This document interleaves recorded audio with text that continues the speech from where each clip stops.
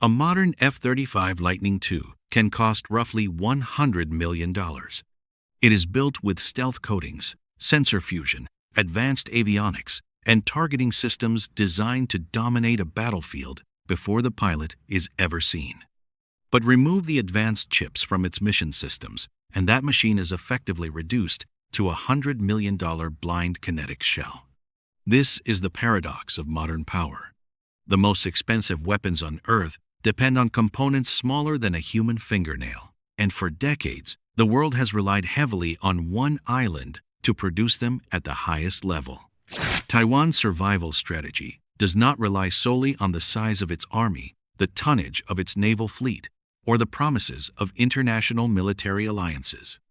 It relies on something colder, a manufacturing bottleneck, a technological choke point, a supply chain so advanced and so critically reliant on global synchronization that the global economy has been forced to treat Taiwan not just as territory, but as infrastructure. Most headlines focus on naval movements, invasion maps, and troop deployments, but the shadow ledger measures leverage in nanometers. At the center sits one company. From highly specialized fabrication plants on Taiwan's western coast, TSMC produces a massive share of the world's most advanced chips. It is widely estimated to manufacture the vast majority of the cutting-edge processors used in artificial intelligence, high-performance computing, and advanced military electronics. Many of the high-frequency trading algorithms operating on Wall Street, the data centers running artificial intelligence models, and the guidance systems inside modern defense platforms rely on chips that only a small number of facilities on Earth can produce at scale. Taiwan's most important defense system is not a missile battery. It is a factory. This hyper-concentration of industrial output created what defense analysts often call the Silicon Shield. It is not a formal treaty. It is not a military alliance. It is a form of mutually assured economic disruption. A conflict over Taiwan would not feel like a distant, localized geopolitical crisis. It could trigger a synchronized global financial shock, an industrial freeze, and a military confrontation on a macroeconomic scale. Bloomberg Economics has estimated that a war over Taiwan could inflict a $10 trillion shockwave on the global economy. That is roughly 10% of global GDP, erased through lost output, asset repricing, supply chain disruption, and financial panic. The reason is not only politics, it is inventory, it is time. Markets would reprice risk instantly. Manufacturers would begin burning through chip reserves.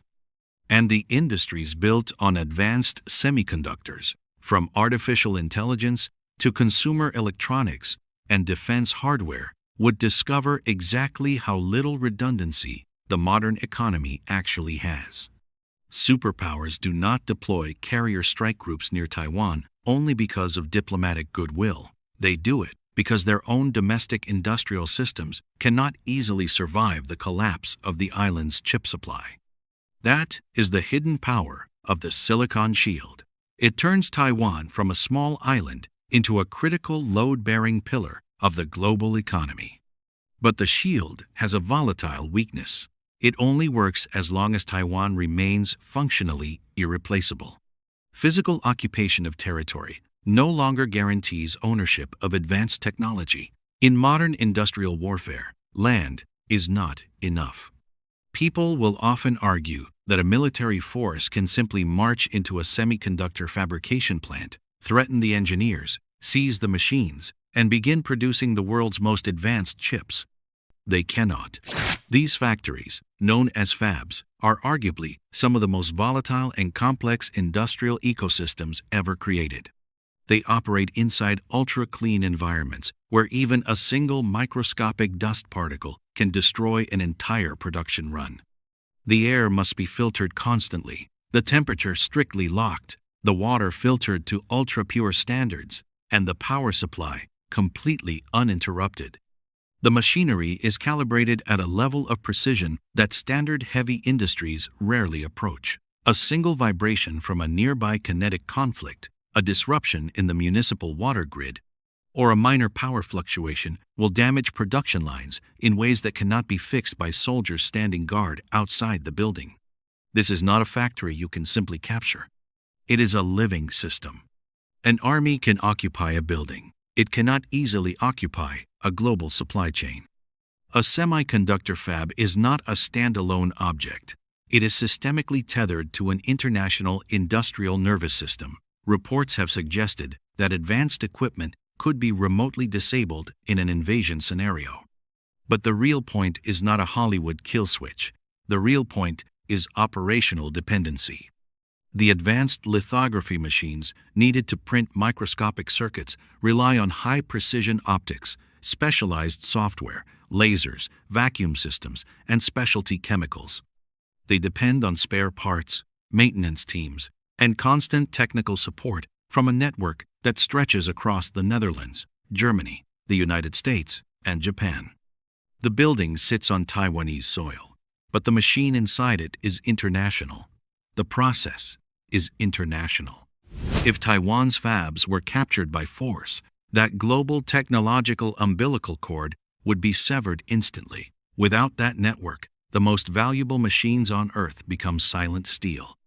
An invading force marching into the cleanrooms would not automatically inherit the infrastructure of the future. It might inherit silent buildings, disabled machines, missing engineers, and equipment too complex to revive. Without the very global system the invasion destroyed. The shield makes Taiwan valuable because it makes it difficult to take Taiwan intact. But the critical vulnerability of the Silicon Shield is that it is being slowly pressured by the very countries that depend on it. The shield is not an immortal guarantee of sovereignty. It is a temporary buffer created by industrial dependency. And the same Western countries that depend on Taiwan are now spending hundreds of billions of dollars to reduce that dependency systematically. Washington, Brussels, Tokyo, and Seoul are aggressively building redundancy, not because Taiwan suddenly became unimportant, but because Taiwan became too important. When one asset becomes a single point of failure for global civilization, every major power tries to create a backup matrix. The global semiconductor architecture is now undergoing a massive, state-funded realignment of capital. TSMC has committed tens of billions of dollars to expand its United States manufacturing footprint. Its Arizona operations represent a massive effort to produce advanced chips on American soil. Other giants are moving just as fast. Intel is pushing aggressive roadmaps as America's attempt to restore leading-edge chip manufacturing at home. Samsung is advancing competing transistor technology. Europe is funding its own semiconductor capacity, while Japan is quietly rebuilding parts of its chip ecosystem.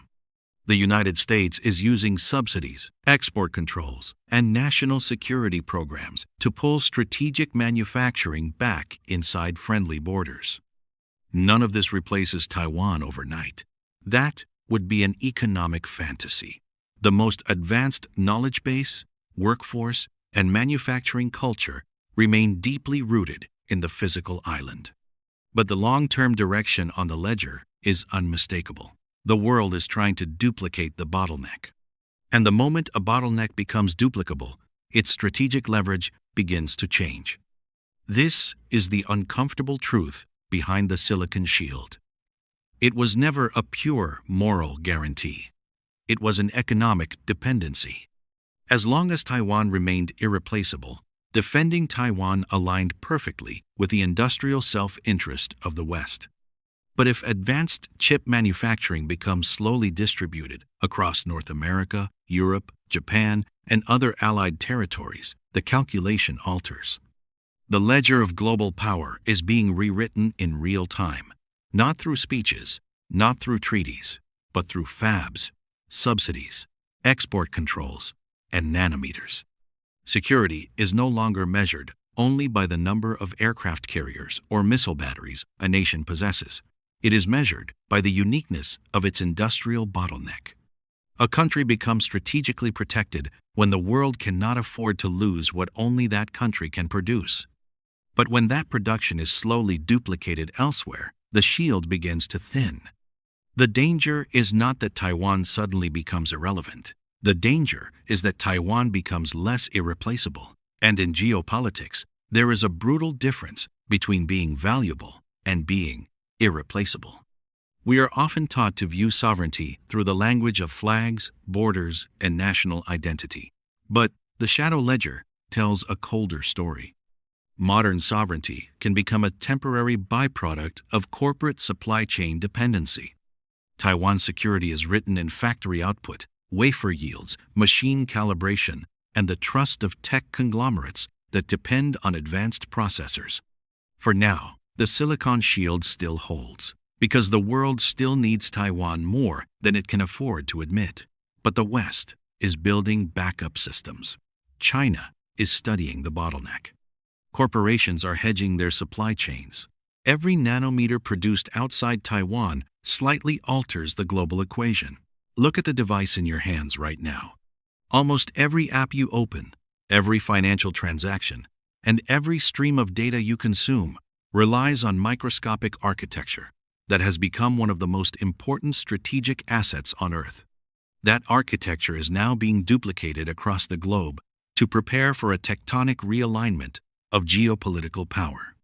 When the West successfully establishes enough advanced chip production on its own soil, will it still treat Taiwan as an irreplaceable shield? Will carrier strike groups still move with the same urgency? Will the cost of defense still be justified by the ledger? Or will Taiwan discover that the shield protecting it was never permanent? Next time, we leave the chip wars behind and follow the money into the world's biggest sports tournament, where a Swiss association learned how to make powerful governments rewrite tax rules for a month of football. We trace the legal machine that runs it. If you value seeing the hidden systems that run our world, leave in the comments and don't forget to subscribe. The archive remains open.